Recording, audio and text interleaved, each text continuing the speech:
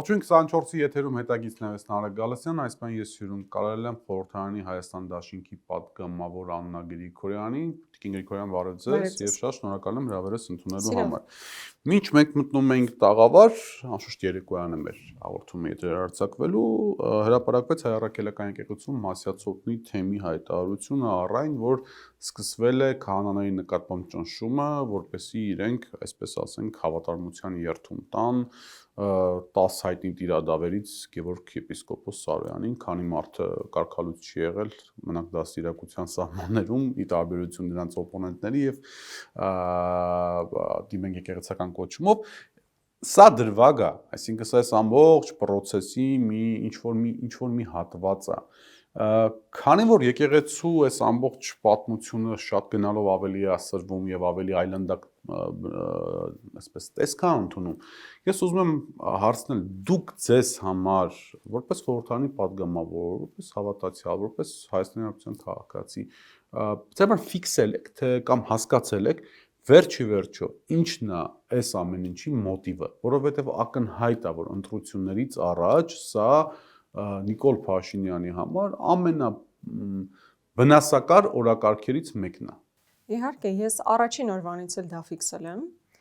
որովհետև սա ներքաղաքական օրակարգի եւ որևէ դիվիդենդ իշխանությանը չէր կարող բերել։ Ակնհայտ է, որ էլեկտորալ առումով միայն իրեն հարվածող թեմա է եւ պետք է ընդունել, որ սա վերջին ժամանակահատվածի հատկապես միակ թեման է, որ Նիկոլ Փաշինյանը սկսել է եւ մնացել է իր կոկորտին։ Չի մարսում այս թեման։ Եվ յուրաքանչյուր հաջորդ քայլը ավելի մեծ հարված է հասցնում իրեն, քան օգնում է։ Ցույց ցանկի իրավիճակում է ինքը հայտնվել եւ ես միայն կարող եմ ենթադրել, ունեմ այդ տպավորությունը, այն կարծիքը, որ ինչքան մոտենում են ընտրությունները, ինքը ուղղակի հետ է կանգնելու այս թեմայից։ Դա իրան իհարկե բնորոշ չի, ինքը սովոր է մի թեմա սկսել ու իր համառությամբ դաժե նույնիսկ եթե դա կործանարար ազդեցություն պետք է ունենա, ինքը շարունակում է այդ թեման, միակ թեման, որ իր կոկորտին է մնացել եւ բարձր եմ գնահատում հավանականությունը, որ ուղղակի ինքը հետ կկանգնի այս թեման ավելի ուժեղ շարունակելուց, եկեղեցու այս կործանման գործընթացն է։ Ես դա ֆիքսում եմ, որովհետեւ էլեկտորալ առումով սա իրեն ոչ մի բան չի տալիս։ Նույնիսկ այն մարդիկ, ովքեր աթեիստ են, մարդիկ, ովքեր կաթողիկոսի անձին ոչ միանշանակ են վերաբերվում, նույնիսկ նրանք չեն հասկանում Նիկոլ Փաշինյանը խի պետք է այս գործընթացը սկսել։ Նավսյակի հետ են կանգնում, էլի ասում են բավոր հանգարց, էլի վերջին հոգեվոր տեղա ավելի չմտնենք։ Հա, իհարկե։ Բայց ես առաջին օրվանից էլ պնդում եմ, որ սա միանշանակ արտաքին օրակարգ է, ձևավորված Ադրբեջանում եւ Թուրքիայում, որը ուղղակի պարտադրվել է Նիկոլ Փաշինյանին։ Սա այն օրակարգն է, ընդհանրապես, որ նայեք թե ինչի դեմ է պայքարում Նիկոլ Փաշինյանը եւ մեծ հաշվով ինչի դեմ են պայքարում Թուրքիան եւ Ադրբեջանը, կտեսնեք, որ գրեթե իդենտիկ են։ Եկեղեցի, ազգային արժեքներ, պատմություն, Արցախ, Սփյուռք։ Հիմա տեսեք Հայաստան-Սփյուռք հարաբերությունները գրեթե գոյություն չունեն, հա, այսինքն այս տարանջատումը, որ մցված է Հայաստանի եւ դրսում ապրող մեր հայրենակիցների միջև։ Սա ակնհայտ ադրբեջանական, թուրքական, ավելի շատ թուրքական օրակարգ է, որը մեծ հաշվով իրականացվում է։ Եկեղեցին, Փաշազադեի հայտարարություններն ու Նիկոլ Փաշինյանի հայտարարությունները գրեթե իդենտիկ են եւ նույնիսկ ժամանակային առումով իրար համընկնում են։ Այսինքն այլ բան կարծել, քան որ այս օրակարգը ձևավորվել է Ադրբեջանում եւ ուղղակի պարտադրվել է այս իշխանությունից, ուղղակի հնարավոր չէ այլ տարբերակ մտածել։ Սա միակ բանն է, որ կրկնում եմ, դրսի օրակարգով իրականացում է Նիկոլ Փաշինյանը, բայց մնացել է իր կոկորտին։ Եվ սա շատ լավ նորություն է, այդ առումով պետք է իհարկե գնահատել կաթողիկոսի դերակատարությունը, որ ամուր կանգնած է իր դիրքերում, որովհետև ինչ էլ անի Նիկոլ Փաշինյան, նույնիսկ եթե ձերբակալի ամենայն հայոց կաթողիկոսին, ինքը շարունակում է լինել ամենայն հայոց կաթողիկոս։ Հետևաբար Նիկոլ Փաշինյանի բոլոր հնարավոր գործողությունները ի վնաս իրեն են լինելու, հատկապես էլեկտորալ պրոցեսից առաջ։ Բայց կներեք, զարհուրելի է, որ ամբողջ պետական մեքենան ԱԾ-ով, տարբեր ուժային կառույցներով, ոչ միայն պետական, այլ նաև փողոցի, հա, հնարավոր բոլոր մեխանիզմներն օգտագործվում են, միայն թե քահանային ստիպեն, որ ենթարկվի, հա, իրենց տիրադավերից մեկին։ Սա ուղղակի նոնսենս է։ ԱԾ-ն եւ մնացած կառույցները դարձել են ուղղակի ոչ թե պետական պահպանության համար կամ ազգային անվտանգության ծառայություններ, այլ ուղղակի Նիկոլ Փաշինյանին պահող եւ նրա աթոռը պահող ծառայություններ, ինչը ինձ համար անձնապես շատ մեծ ողբերգություն է արձանագրելու համար։ Տիկին Գրիգորյան, դրա հետ մեկտեղ Այո, Վեհապար Հայրապետը մնում է Վեհապար Հայրապետ, որքան էլ որ իշխանությունները ճնշումները շարունակում են։ Ակնհայտ է, որ Գարեգին II-ը հրաժարական չի պատրաստվում տալ, ինչքան էլ որ ճնշումները շարունակվում են։ Եթե սա ընդունենք Նիկոլ Փաշինյանի հիմնական թիրախ, իսկ եթե ընդունենք այն հանգամանքը, որ գոնե պլան մինիմումով եկեղեցին, հայ առաքելական եկեղեցին փաստացի բաժանվում է, այսինքն ազդեցության տարբեր բաների հետ միակենտրոնությունը, մոնարխիկ իշխանությունը Վեհապար Հայրապետի այլևս չի լինում։ Եկեղեցին որպես համակարգ, որը հակազդում է տարբեր թեզերի, որոնք որ իրականացնում են իշխանությունները, չեզոքացվում է, կարելի է ասել, որ գոնե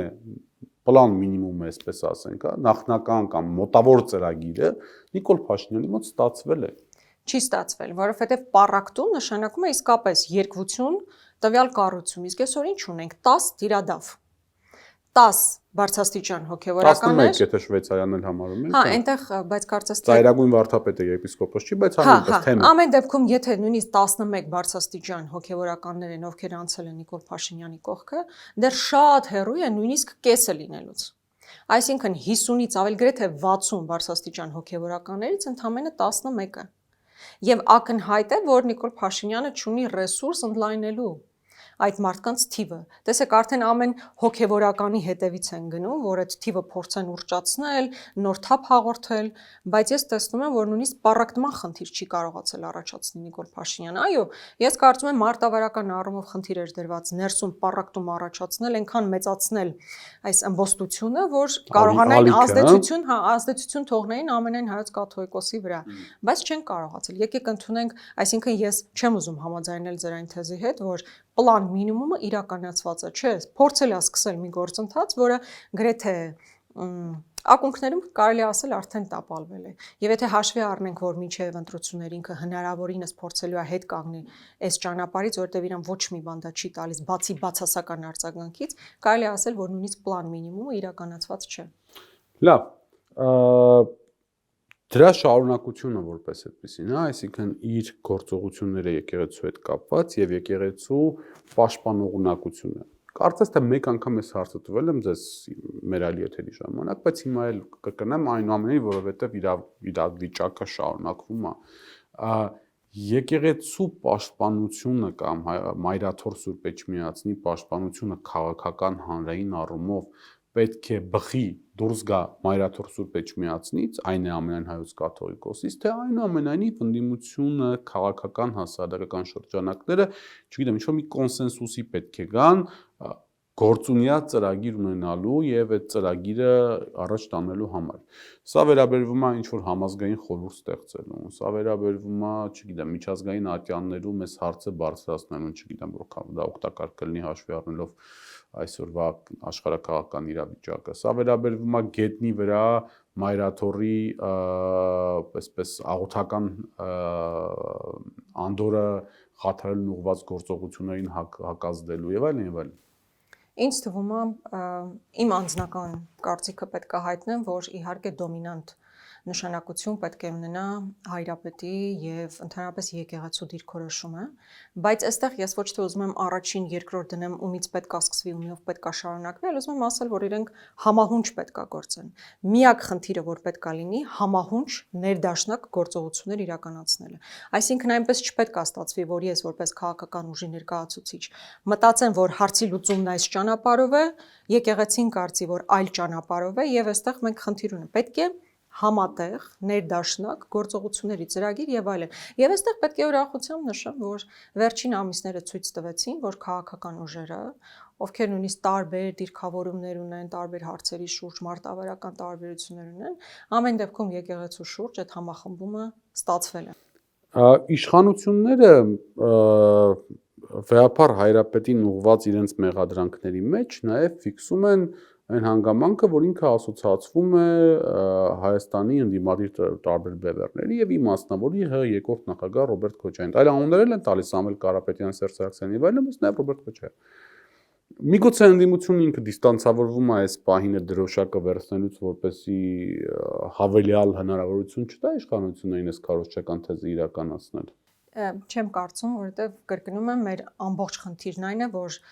թիկունք կանգնենք այն որոշումներին, որն ընդունում է եկեղեցին եւ այդպիսով առաջնորդվենք, եւ այստեղ խնդիր չկա ասոցացնելու, ավելի մեծ հարված հասցնելու եւ այլն, որովհետև եթե իշխանություններին պետք լինի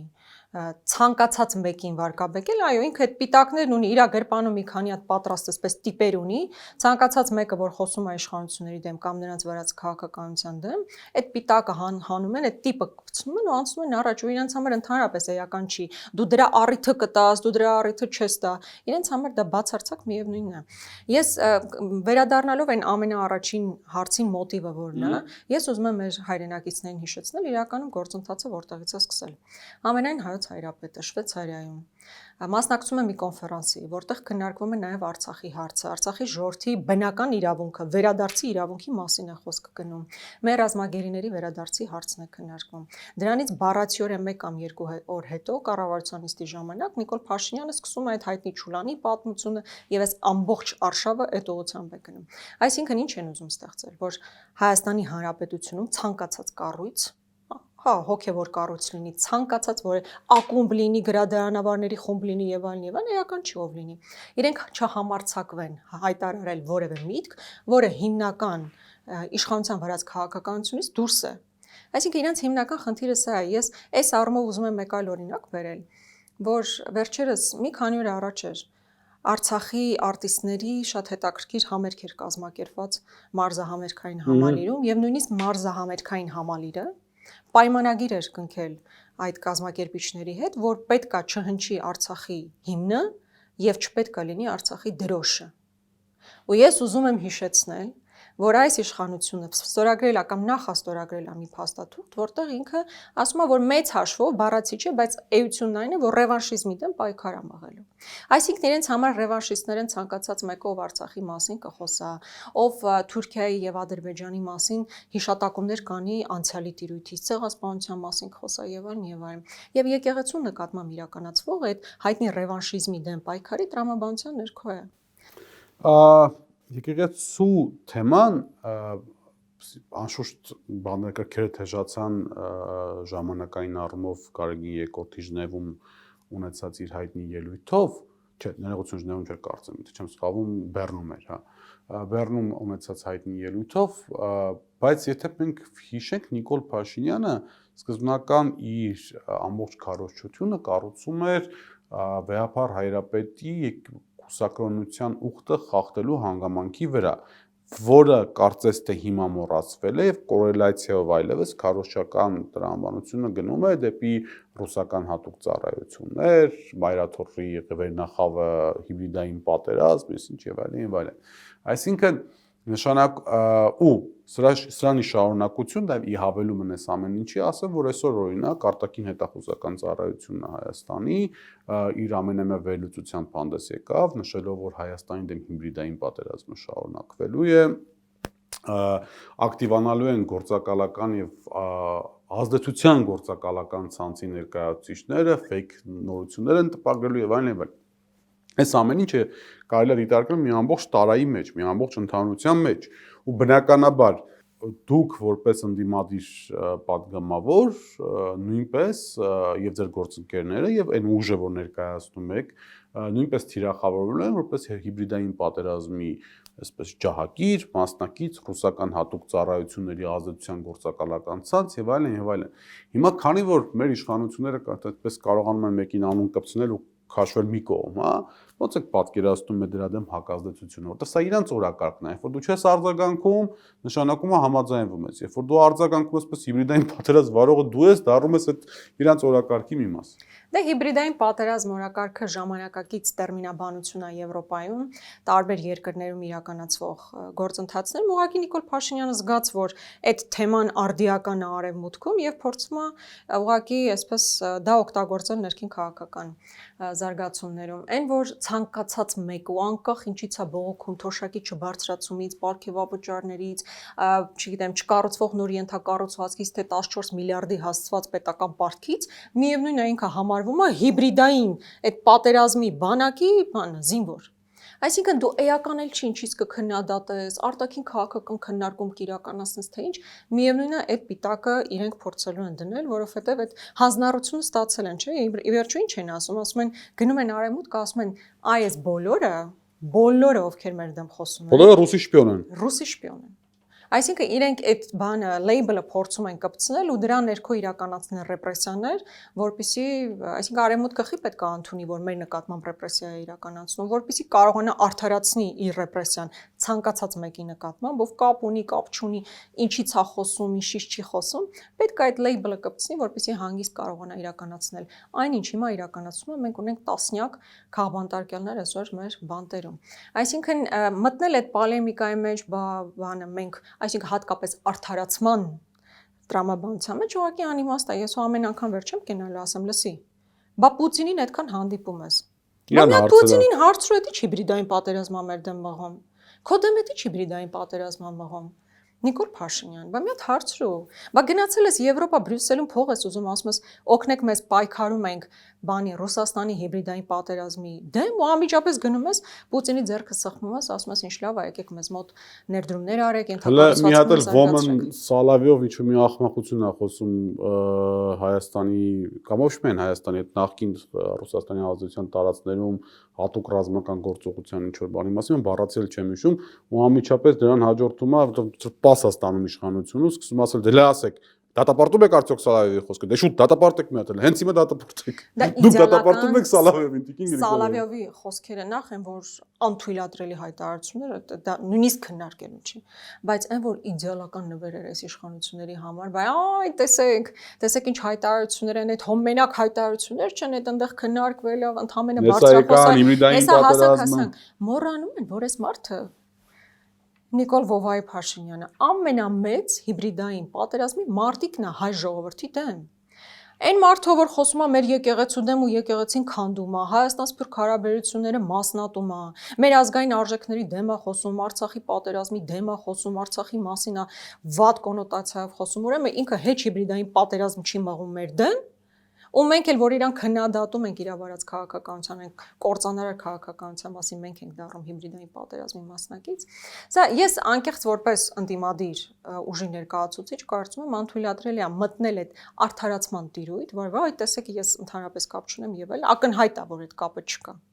Բայց պետք է իրեն դժվար է ապացուցել որ դու ուխ չես, միշտ դժվար է, երբ որ դիմացինը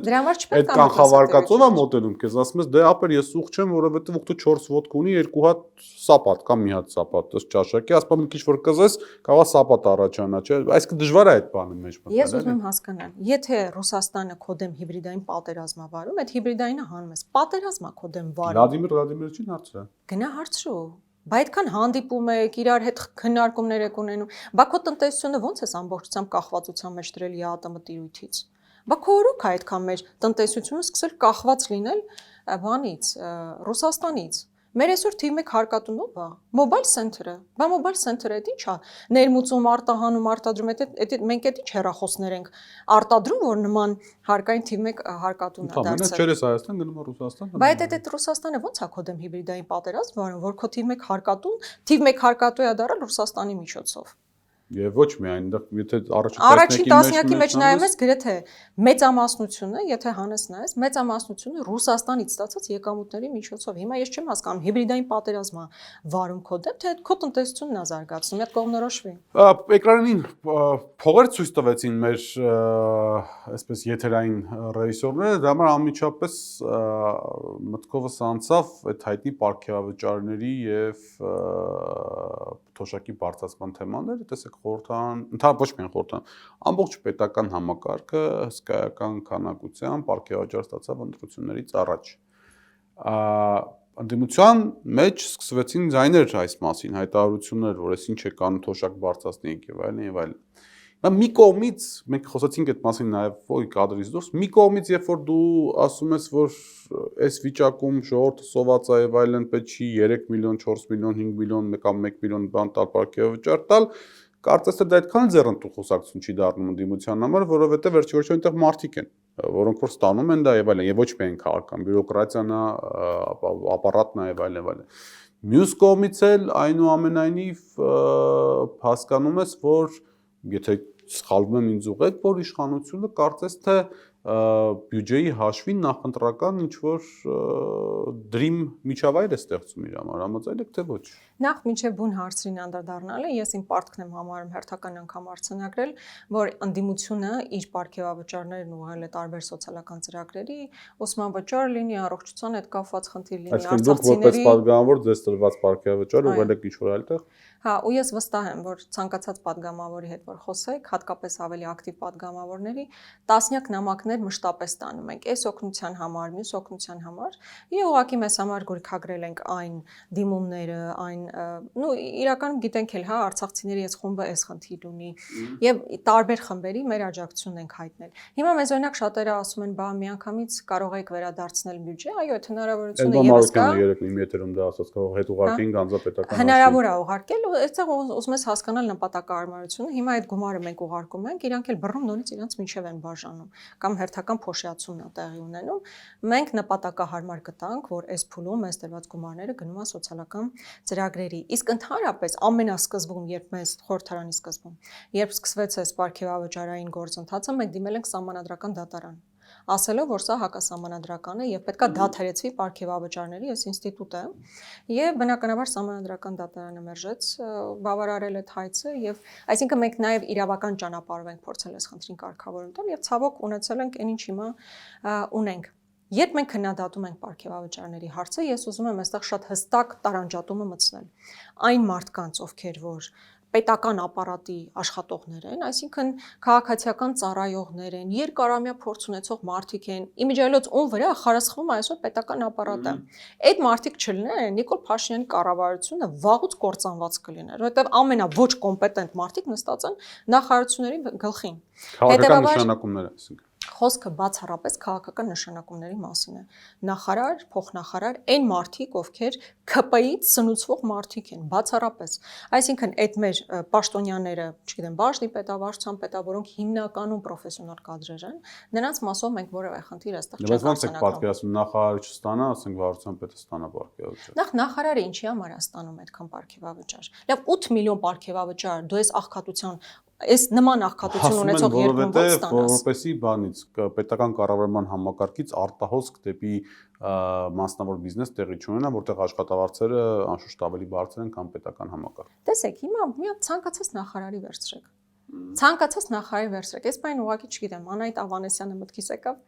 որը նույնիսկ այդ ոլորտի համար օտար մարդ է, ինքը իրավաբան է, առողջապահության հետ առանձնապես կապ չունի։ Կարող կառավարիչ լինի, դա էլ կարող է։ Չէ, դե լավ, տեսնում ենք, չէ, նրա իրավական գիտելիքները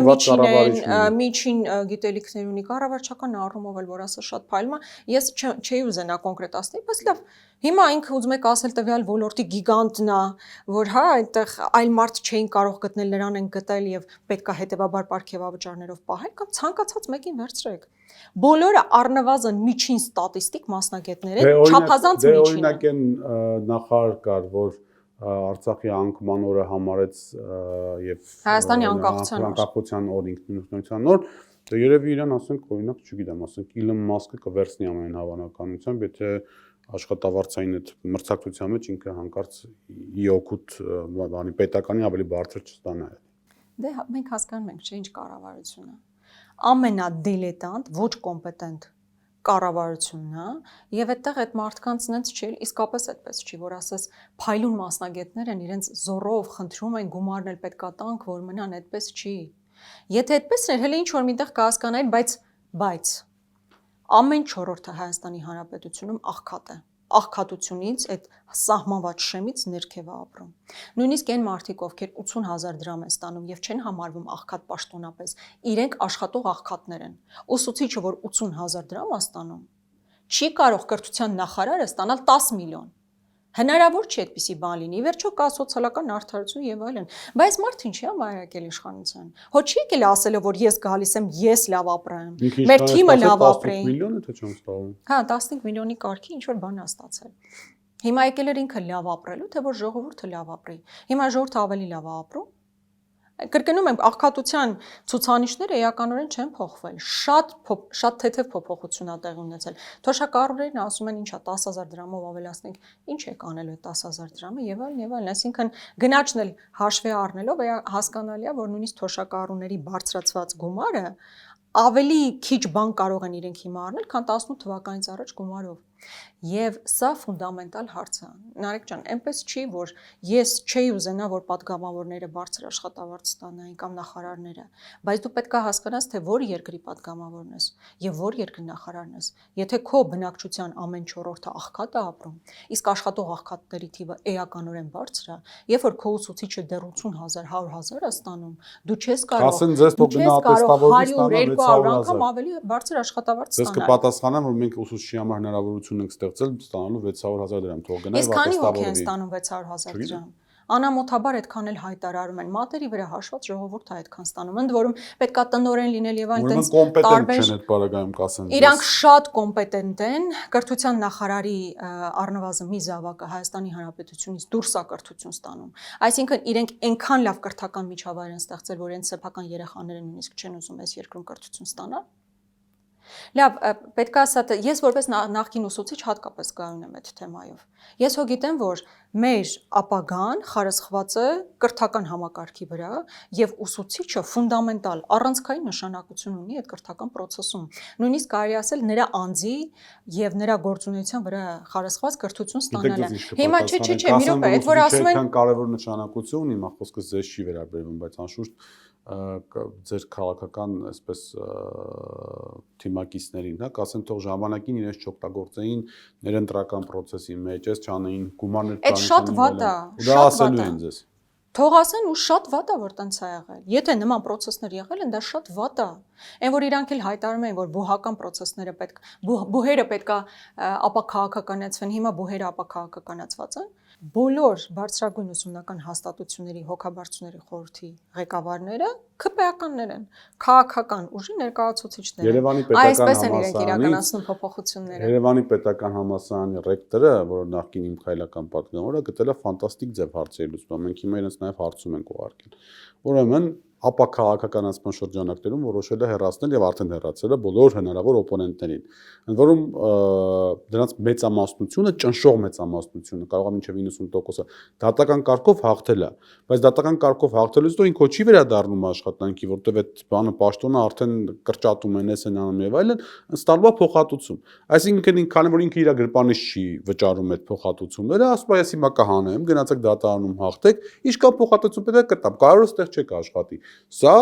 բուհերի ապաքաղաքականացման կարևոր այսպես էս օրինակ են վերում։ Ասում եք իրանք այդպես կասեն, բայց չեն տեսնում իրանք հիմա ինչ են իրականացնում։ Բայց ես համատեքստում ուզում եմ գիտեք ինչ է շեշտադրել, որ այո, պետությունը պետքա վերաբերմունք ունենա ուսուցչի նկատմամբ, զինվորի նկատմամբ եւ այսօրվա իրականացվողը ճիշտ հակառակն է, այսինքն իմ պատկերացման ճիշտ հակառակն է։ Ինչ նկատի ունեմ, որ օրինակ դատավորինը, դատախազինը, քննիչինը օրենքի ուժով բերում աշխատավարձները էականորեն բարձրացնում են, չեն ասում քննիչ, դու հələ մի հատ գնա ատեստավորվի, տեսնեք դու հանձնում ես քո ատեստացիան նոր բարձրացնեն կամ դատավորինը կամ դատախազինը, որովհետև այդ համակարգը պատժիչ համակարգ է, որ այսօր ծառայում է այս իշխանությանը։ Իրանք օրենքի մակարդակով բերում են աշխատավարձերը միանգամից բարձրացնում են։ Իսկ ուսուցիչին եւ զինվորին ասում են դուք գնացեք ատեստացիաները հանձնենք, ու ես կրթության ոլորտի մարդ լինելով պետք է ասեմ, որ խայտարակ ատեստացիան համակարգ է։ Խայտարակ, նույնիսկ եթե դա ընտրված էր որպես մեթոդ աշխատավարձերի բարձրացման, ապա այդ մեթոդը պետքա նորմալ լիներ։ Ես այսօր շփվում եմ ուսուցիչների հետ եւ այնքան խնդիրներ կա այդ ոլորտում, բայց պետության դիտանկյունը դու զինվորին ստիպում ես, որ գնա ատեստացիա հանձնի, որ աշխատավարձը բարձրանա, դու ուսուցչին ստիպում ես, որ գնա ատեստացիա հանձնի, որ բարձրանա, բայց քննիչինը, դատավորինը, դատախազինը, բոլորինը, որոնք այն ֆունկցիան են իրականացնում, որ այսօր պետք է Նիկոլ Փաշինյանին կամ Պարեկինին, օրինակ քահանաների պատարագի ժամանակ Հայրապետի անունը զեղչելը, իրանցը օրենքի մակարդակով միանգամից բարձր է, բայց սա պետական մոտեցում է, իսկ երբ որ կրթության մասին խոսում հիշեցնում եք, ես վերջերս խոսեցի դրա մասին, որ օրինակ մենք հնարավորություն ունենք նաև բարձրագույն կրթությունը անվճար դարձնելու։ Ես հիմա որ տեսնում եմ, թե այսպես կոչված ակադեմիական քաղաքի վրա ինչ գումարներ են մսխվում, որ հասկանալի է, որ այդ պրոյեկտը չի իրականացվելու, որ դա նույնիսկ անիմաստ պրոյեկտ է հաշվի առնելով, որ ակադեմիական քաղաքի մոդելով է այն ինչ որ մենք հիմա ունենք Երևանի կենտրոնում, եւ սա ուղղակի այդքան գումարներ այնտեղ դնելու փոխարեն հնարավոր էր այդ կրթությունը սուբսիդավորել, որպեսզի բարձրագույն կրթություն կարողանան ստանալ բոլոր այն մարդիկ, ովքեր ուզում են սովորել։ Այս պարգևավճարներից հետո իմիջիայլոց, երբ մենք հայտարարեցինք, որ տարբեր մարդկանց ենք ուղղելու, ես այդ ժամանակահատվածում խոսեցի անվճար կրթության մասին, ու ինձ այնքան նամակներ ա գալիս, որ մենք իսկապես չենք կարողանում մեր ուսման վարձը վճարել եւ այլն, ու իմ օրինակ գումարի մի զգալի հատվածը գնացել է հենց ուսման գումարների մարման։ Հասկացա, Տիկին Գրիգորյան, մեկ այլ թեմա, որը որ շատ կարևոր է, այդ այսպես, ինչի այսպես կոչված թրիփն է, հա։ Տեսեք, ընդդիմությունը այդ թվում նաև դուք եք ակտիվ խոսում այդ թեմայով, անխտակ քննադատում եք այն ամեն ինչ որտեղ ունեցավ օգոստոս 8-ին, այնց հետո հիմա այլևս փաստորեն Միացյալ Նահանգներում ստորագրվեց ու իշխանությունը ասում այ տեսեք, ասում է բոլոր նրանք, որոնք որ խոսում էին, որ միջանցքալներում ստում էին, բոլոր նրանք, որոնք խոսում էին, որ Հայաստանի սուվերենությունը կրճատվելու է, ստում էին, բոլոր նրանք, որոնք որ խոսում էին, որ հայ զինվորը սահմանապահ դերակատարություն չունենալու անվտանգություն չի ապավելու, ստում էին։ Ինչ հասկացաք դուք այս ստորագրված փաստաթղթից։ Նախ արձանագրում ենք, չէ, որ Ադրբեջանը ստացավ անխոչնդոտ ճանապարհ։ Բայց այն ժամանակ էլ էին արձանագրում, եւ։ Հա, հիմա անխոչնդոտ, այսինքն երբ որ ասում են, դուք ասում եք հիմա պարզվեց այլ բան է, անխոչնդոտ ճանապարհ եք, չէ, տրամադրել։ Ադրբեջանի ուզած ուրիշ բան է եղել։ Ադրբեջանը ասել է, ես պետք է ստանամ անխոչնդոտ ճանապարհ եւ չպետք է տեսնեմ հայի դեմք։ Երկուսն էլ ապահովել են։ Բայց ոնց են երկուսը ապահովում, եթե այնտեղ սահմանապահ կանգնելու, որտեղ մաքսավոր կանգնելու, կանգնելու։ այնտեղ իհարկե փորձեցին սենց սիրուն այդ բանն է, իրանց բանտիկներն է հերթական։ Front office, back office։ Հա, որ իբր back office-ում, այդ back-ն էլ չգիտենք ինչքան back է, իբր հայեր են նստած լինելու, դիմացն էլ ոչ հայեր են նստած, այդ front office-ում։ Չստացվեց, որ Ադրբեջանն ասում է, ես պիտի գնամ ու հայ դեմք չտեսնեմ։ Իմ քաղաքացիներին չպետք է հայերը ստուգեն, թե բանը վերցնեն եւ այդ front office-ը ոչ ոք չգիտենք, այդ front office-ը թե ում, այսինքն ինչ կազմակերպություն է այդ front office-ը սպասարկելու եւ այլն, չգիտենք։ Դրանք տեխնիկական այդ հարցերն են։ Բայց սևը սպիտակի վրա գրված է, ոչ թե ասում են, գրված է սևը սպիտակի վրա, որ մեր երկրի բոլոր ներքին պրոցեդուրների համաձայն դա պետք է ունենա մաքսային ծառայության, մյուսի եւ այլն եւ այլն։ Դե հիմա այդ ծառայությունները չգիտեմ ինչ տրամաբանությամբ կներդրվեն, բայց այն որ Ադրբեջանի այդ հիմնական պահանջը, որ մենք չպետք է առերեսվենք հայերի, այդ front office-ը այդ դերն է կատարելու։ Նարեկ ջան, մեր երկրի որ ուրիշ ճանապարհի վրա է լինելու back office ու front office։ Բայց որ ճանապարհն է trip կոչվում, որ սա հատուկ ծրագիր է։ Բա հիմա հենց այդ է, բա եթե առանձնահատուկ է, որևէ այլ կարգավորման նման չի։ Նշանակում է, չէ, որ այնտեղ ինչ որ հարցեր կան, ինչ որ խնդիրներ կան։ Հա չեն ասում հարցեր չկան, բայց ասում են որ դուք ասում եք անխոչոտ միջանցք եք տրամադրում, ներսունիկ եք կտրում, ես ինչ եկա, դες բանը չկա։ Ես բնականաբար նման հայտարարությունները երբեք հանդես չեմ եկել, բայց ակնհայտ է, որ ասել են, որ անխոչնդոտ ճանապարհ եք պայմանավորվել, թղթում էլ է գրած անխոչնդոտ ճանապարհ։ Ադրբեջանը ուզել է, որ հայի դեմք չտեսնի, հայի դեմք չի տեսնելու, աննա դրել եք front office-ում ինչ որ մեկը նստած ալնելու, ու որպես օրինակ ասում են, տեսեք Եվրոպական միության անդամ երկրների միջև եւ այլն։ Մենք ու Ադրբեջանը Եվրոպական անդամ Եվրոմիության տրամաբանության մեջ ենք իրար հետ ապրում։ Դիվանագիտական հարաբերություններ չունենք իրար հետ։ Էդ էլ հələ պատկերացնում եք, այսքանից հետո նույնիսկ դիվանագիտական հարաբերություն չունենք, որևէ սահման բացված չի։ Հաջորդը, բա ասում են ամեն ինչը փոխադարձություն սկզբունքի վրա է լինելու։ Հիշում եք reciprocal benefits։ Բա ուր է ձեր փոխադարձ առավելությունը։ Փոխադարձ մենք որտեղով ենք նույն տրամաբանությամբ գնալու։ Ադրբեջանի տարածքով անցնող մեր բեռնատարների համար front office լինելու է։ Կարող է Ադրբեջանի տարածքում միատել Ադրբեջանա-ամերիկյան կազմակերպություն կա, այնտեղ էլ front office, back office կա, մենք էլ գնալու ենք առանց Ադրբեջանին առերեսվելու։ Մենք շատ բաներ լավ չգիտենք անել, ամերիկացիները գալի ներդրում են անում, որպեսզի կարողանան այդ ամենը լավ ապավել, ադրբեջանցի կարում են անել։ Բայց դա կարիք չկա, դա այդ ընկերությունը մեր ներքին գործն է։ Չէ, բայց իրականում ես էլ արձանագրենք, որ փոխադարձության սկզբունք չկա արձանագրված որևէ ճանապարհ, որտեղով մեր բեռնատարները եւ մեր քաղաքացիները գնալու են անխոչնդոտ ու նույն տրամաբանությամբ, ինչ էստեղ է տեղի ունեցել։ Այսինքն լավ կարան այդքան հեքիաթներ պատմեն, բայց չոր հաշվարկով մնում է այն, որ մեր աշխարհաքաղաքական ամենալուրջ, այսպես կոզերը, ամենալուրջ բանը, տարածքը, որը Իրանի հետ է սահմանակից, 74%-ով տրվել է ամերիկյան վերահսկողությանը։ Հասկանում եք, էսա, որտեղ անխոչնդոտ անցնելու Ադրբեջանը եւ որտեղով մեր սահմանապահները սահմանափակ լիազորություններ են ունենալու, որտեղ այդ front office-ն է գործելու։ Իսկ հələ մենք չենք էլ հասել այն հարցին, թե ինչ լայնությամբ է լինելու, ինչ տարածքներով անցնելու, այնտեղ ինչ հարցեր է լինելու։ $140 միլիոն ներդրում են պատրաստում վել։ Բայց գիտեք, կներեք, էլի այստեղ էլ մի բան ավելացնեմ։ Գիտեք ինչն է հետաքրքիր։ Որ ժամանակին դեռևս 2001 թվականին, երբ որ Քիվեստում ծրագիր էր քննարկվում, որ Արցախի Լաչինի Հայաստանի միացնելու դիմաց Ադրբեջանը ստանում է ճանապարհ, որ էստակադաներով ալինելու եւ այլն եւ մեր սահմանը չի խոչընդոտելու։ Այդ ժամանակ եւ մինչեւ վերջերս մեղրին հանձնում էին։ Հիմա Արցախը Լաչինը սա հանձնել են, այդ ճանապարհն էլ անխոչնդոտ Ադրբեջան անցնում է ու տարածքն էլ 76% բան, այսպես իբր կառուցապատման իրավունքով, բայց մեծ հաշվով վերահսկողությամբ Ամերիկային են տրամադրել, բայց իրանք մեղրին չեն հանձնել, հզորացնում են։ Այս ամբողջ պատմության իրավիճակի հետաքրությունը, ճակերտներով հետաքրությունը այն է, որ դուք չեք կարող ապացուցել կամ իրենք չեն ընդունում, որ իրենք Արցախ եւ Լաչին են հանձնել, այլ ընդհակառակը այդ ամեն ինչը այսպես հանգիստ տեղավորում են ուրիշի գրպանները։ Լավ, Տիկին Գրիգորյան, բայց եկեք մի քիչ ընտրություններից է խոսենք, էլի, որտեղ 5-6 ամիս է մնացել կամ ավելի քիչ դերևս ընտրական process-ին։ Հիմա տեսեք, ես ես ներկայացնում եմ, թե ինչ է տալու ընտրողին Նիկոլ Փաշինյանը։ Trip, ամերիկյան ներկայություն Սյունիքում, ամերիկյան բարձրաստիճան պետական պաշտոնյաների այց Սյունիք, ներդրումներ, հսկայական մեգա ծրագիր, խաղաղություն։ Ամենայն հավանականությամբ, քանի որ այս պահին այդ Ալիջանի բանը մաքսակետը թուրքերը շատ ակտիվորեն կառուցում են հայ-թուրքական սահմանի իս ձևավորված ստատուս քվոյի ինչ որ փոփոխություն կամ բացում երրորդ անձանց համար կամ ընդհանրապես բացում ուրեմն խաղաղություն հաստատված սահմանները բացված վիճակով ասֆալտ չգիտեմ պարքեավճարներ շատ կարևոր մի այլ հանգամանք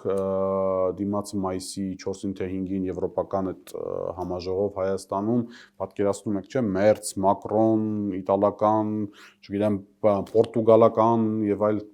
դելեգացիաների ժամանում Հայաստան ու այդ ամեն ինչի ֆոնին Նիկոլ Փաշինյանի թմբուկը մի խոսքով մի հսկայական ֆեյերվերքների հնարավորություն Այս որ մտածում եմ հիմա այս ամեն ինչին ինչը հակադրելու ընդդիմությունը Տիկին Գրիգորյան եւ ոչ միայն խոսքս Հայաստան դաշինքին է, բայց ընդհանրապես այն մարդկանց, որոնք որ ցանկանում են Նիկոլ Փաշինյանը հեռանա։ Ոչ մի կերպ չեմ կարողանում։ Նախ այդ Եվրոպական միության այստեղ սամիթի վերաբերյալ այն ինչ որ հիմա տեղի ունենում Եվրոպայում։ Հա, ասում են պարադա անելու մայիսի 20-ին զինվորական այդ էլ որպեսզի ցույց տա հայ ժողովուրդ Հայաստանի զինվորականները։ Իսկ այդ մեկ չի բացառում իհարկե, բայց միգուցե Ալիևից մի քիչ կաշկանդվածություն ունենա։ Այսինքն եթե նախապես ձեռք բերի պայմանավորվածություն, որ խնդրում են վատ աչքով մի նայի մեր պարադի, միգուցե հանի, բայց օրինակ այդ Եվրոպական միության սամիտի մասով իհարկե բանը, ասենց Եվրոպայում տեղի ունեցողը հիմա Միացյալ Նահանգների հետ կապված Գրենլանդիա եւ այլն, այն ինչ որ հիմա այնտեղ է տեղի ունենում, ես չգիտեմ Եվրոպան որքանով հանգիստ միջավայրում կլինի այդ ժամանակահատվածում, որ այստեղ սամիտ իրականացնեն, բայց հա, նախապես պլանավորված սամիտի մասին է խոսքը։ Նիկոլ Փաշինյանը ինքը իրանով քաոս է։ Ինքը իրանով։ Եթե նույնիսկ կողքի հարևաններ չունենանք, ովքեր մեզ անընդհատ բզում են, ագրեսիա են իրականացնում, մեր ինքնության դեմ են պայքարում եւ այլ, ինքը իրանով քաոս է։ Եվ դրան ընդդիմությունը պետք է հակադրի ստաբիլությունը, այս բանը խաղաղություն սահմանին, այսինքն այդ բանաձևով պետք է գնա։ Խաղաղություն սահմանին, խաղաղություն երկրի ներսում։ Որ հայ մարդը ամեն առավոտ վեր կենա ու այն տագնապով վեր չկենա, որ տեսնենք այսօր Նիկոլ Փաշինյանը մեր գլխին ինչ է վերել։ Եթե ժամանակի մտածում ենք Ալիևը ինչ է անելու, Էրդողանը ինչ է անելու, այսօր վեր ենք կենում, ուզում ենք տեսնենք սա թազա ինչ է բերելու մեր գլխին, հա։ Իր հակաեկեղեցական արշավով, իր հակաարարատ լեռան դեմ իրականացվող արշավով, Սփյուռքի նկատմամբ իրականացվող, այսպես կոչված իրական Հայաստան եւ այլն եւ այլն։ Ինքը իրանով քաոս է։ Ու ոչ թե ինքը իրականում ես շատ երկար եմ մտածել։ Ինքը ծրագրավորված է այդ ամեն ինչը իրականացնում, թե այլ խնդիր կա ու ես հասկացել եմ, որ այդ քաոսի էական հատվածը իր տեսակն է։ Ինքը հանգիստ է իրան զգում, երբ որ ամեն ինչ կողքը ասենց ինչ որ խառը իրավիճակա, կոնֆլիկտա, բոլորը բոլորի դեմ է եւ այլն, դա իր բնական միջավայրն է։ Մեզ պետք է նոր գալմաղալը։ Մեզ պետք է նոր իշխանություն, որի օրոք մարդիկ հանգիստ կգնան, գործի կգան, առանց ահաբեկման, որ հեսա մի բան լինելու է, որ հեսա պատրաստվում են գնանք բանը կաթողիկոսին պաշտպանենք, հավաքվենք գնանք, որ այսինչ քաղբանտարկյալի հետևից մի բան չլինի, անընդհատ մենք այս ռեժիմի մեջ ենք, չէ՞ ապրում։ Ու այնպես չի, որ ես քաղաքական գործիչ եմ, դուք էլ ակտիվ հանրային գործիչ եւ լրատվականի տնօրեն եւ այլն։ Մեր սովորական քաղաքացիներն են այդ առօրյայով ապրում, հասկանում եք։ Մեր սովորական քաղաքացիները պետք է ապրեն հանգիստ պայմաններում, այսինքն խաղաղություն սահմանին, համերաշխություն եւ խաղաղություն երկրի ներսում եւ բնականաբար այդ սոցիալական արդարությունը, թե բարձրաստիճան պաշտոնյայի աշխատավարձ, թոշակառու եւ այլն, այսինքն յուրաքանչյուր ոլորտին վերաբերելի ընդդիմությունը պետք է ձևավորի շոշափելի ընկալումներ։ Շատ շոշափելի։ Բայց իհարկե չեմ խոսում մեծ պրոյեկտների մասին, Չէ, դրանք նախընտրական շրջանում կհասնենք խոսել, բայց երկրում մթնոլորտ միշտ հոտ ազգացում փոփոխությունների։ Այսօր Հայաստանում մթնոլորտ որպես այդպեսին գոյություն չունի։ Ամեն ինչ որ բանա, հանգիստ իրավիճակով անդիմությունը գնում է պարլամենտ, չգիտեմ, արտախորհրդանական անդիմությունը գնում է օֆիսներ են բացում, տնտեսական ծրագիր են ներկայացնում եւ այլն, այսինքն այդ մի կողմից հայտարարվում է Հայաստանի դեմ էգզիստենցիալ վտանգների մասին, որ հեսա կործանվում ենք, մյուս կողմից պրակտիկ գործողությունները վերաբերվում են սովորական, ասենք պայմանական, չգիտեմ, պորտուգալական միջավայրում ընտրական գործընթացին, որտեղ ավելի լավ Պորտուգալիայի համար են քննարկում, Լիսաբոնի փողոցների, ասենք, չգիտեմ, երթևեկության հարց են քննարկում եւ այլն։ Երկու հակադրություն կա հայտարարությունների եւ գործողությունների մակարդակով։ Ես հաջորդը որ պետքա գայի, իհարկե ես կարող եմ երկար ասել, թե ինչ հիմնական առաջնահերթություններ պետքա ունենանք, ու մասնավորապես մեր դաշինքը եւ տարբեր ծրագրերի տեսանկյունից եւ այլն, բայց փոփոխություններ անելու համար իսկապես այդ համապատասխան մթնոլորտը պետք է ստեղծվի։ Ես երկու հիմնական խնդիր եմ տեսնում գալիք ընտրություններում։ Առաջինը, որ մենք պետք է ամեն բան անենք, որպեսզի մասնակցելիության շեմը բարձր լինի, որտեղ որքան բարձր լինի մասնակցելիությունը, էականորեն նվազում է այս իշխանությունների վերաբերվելու, շեմը։ Այո, явքան պետքա մեծ լինի, այսինքն մաքսիմալ թվով մարդու մենք պետքա համոզենք, որ քեզանից կախված է մեր ապագան եւ այլն։ Մենք Արարատը մշտապես տեսնելու ենք Արագածի այդ հակադրության մեջ, թե գիտակցելու ենք, որ Արարատը իր խորհրդանշական արժեքը ունի, Արագածը իրն ունի, որ եկեղեցին մեզ համար ոչ միայն հոգեվոր կենտրոն է, այլ նաեւ շատ ավելի խոշոր կառույց է մեր ազգային շահերը պահպանելու համար, առաջ մղելու եւ ինքնությունը պաշտպանելու համար եւ այլն։ Այսինքն այդ մասնակցելիությունը պետք է ապահովի եւ երկրորդը իսկապես մարդկանց մեջ պետք է հավատն արթնանա փոփոխության։ Ես հիմա ամենամեծ խնդիրներից մեկը, որ առերեսվում եմ, այն է, որ մարդիկ այլևս չեն հավատում, որ հնարավոր է ինչ-որ բան փոխվի։ Եվ դա Նիկոլ Փաշինյանի վարած քաղաքականության հետևանքն է, ինքը հետևողականորեն դա փորձել է մարդկանց մեջ սերմանի, որ ոչ մի բան էլ չի փոխվելու։ Վախի մթնոլորտ սերմանելով, բոլորին համատարած բռնելով եւ այլն, ինքը այդ վախի մթնոլորտով մարդկանց փորձում է ցույց տա, որ իր դեմ խաղ չկա։ Հիմա հավաքական ընդդիմությունը, այս դեպքում արդեն մեր մասին չի խոսքը, միայն հավաքական ընդդիմությունը պետքա էականորեն մթնոլորտը փոխվի։ Այո, ես միանշանակ համաձայն եմ ձեզ հետ, որ չի կարելի ուղղակի այդ օրը գա, ընտրությունների օրը գա, մարդիկ գեղեցիկ գնան ընտրության եւ այլն։ Ընդհանուր միջավայրը այլ պետքա լինի։ Իհարկե, այս պահին ես պետք է ասեմ, որ քննարկումներ կան, թե կոնկրետ միջավայրի փոփոխության առումով ինչ ծրագիր է պետք մշակել, բայց դա միայն մերը չպետքա լինի, դա հավաքական ընդդիմադիր ճակատի խնդիրը պետքա լինի։ Եվ ես շատ ճակատը ձևավորվի, այդ ճակատը չի ձևավորվի։ Ես կարծում եմ կձևավորվի այդ the wind of change, այդ wind of change-ը մարդիկ պետք է զգան, այդ քամին պետք է զգան, որ կարողանան կպնել, այսինքն այդ հավատը մարդկանց մեջ պետք է արթնանա, որովհետև ես գիտեմ, որ մեր բնակչության բացարձակ մեծամասնությունը հակաիշխանական բան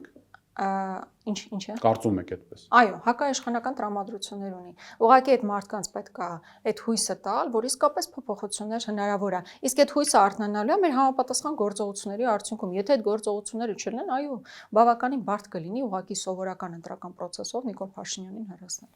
Շնորհակալ եմ շատ։ Հրավերս ընդունելու շատ հետաքրքիր զրույցի համար իմ հյուրն էր խորհրդարանի Հայաստան դաշինքի պատգամավոր Աննա Գրիգորյանը, մենք կհանդիպենք, մնացեք խաղաղությամբ։